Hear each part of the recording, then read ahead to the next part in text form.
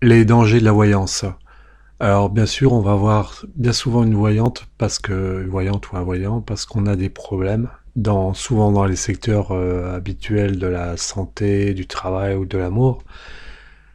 Mais bon, derrière peut-être les côtés positifs, par exemple, on peut dire telle situation va durer, telle bonne situation va durer. Il y a aussi les dangers de la voyance. Et moi, j'en ai fait les frais et je peux témoigner 25 ans après. Puisqu'après avoir été voir une voyante pour des problèmes affectifs, ah bah, très rapidement, la schizophrénie est arrivée chez moi. Elle était déjà, on va dire, latente avant d'arriver dans un cabinet de voyance, mais ça s'est accentué d'abord par le passage chez un astrologue, une voyante, une hypnose de type bizarre, genre réincarnation, bref.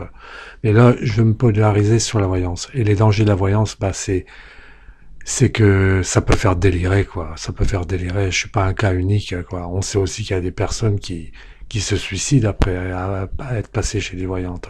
Il y a eu des reportages. Alors je me dis, quand on sait qu'il y a près de 100 000 personnes qui se disent voyants, astrologues, je ne sais quoi, des gens qui utilisent des supports pour la divination, mais les plus connus, c'est souvent le tarot, l'astrologie. Moi, je me dis, c'est super dangereux d'aller voir ça. Faut bien réfléchir avant d'aller voir ces gens-là, parce que c'est pas innocent d'aller voir une voyante.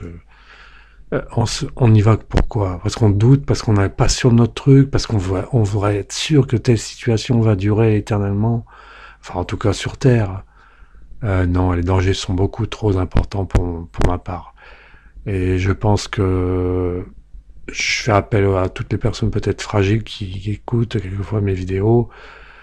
Moi qui suis fragile, qui reste fragile, je sais qu'à chaque fois que j'ai été voir une voyante, je n'invente pas.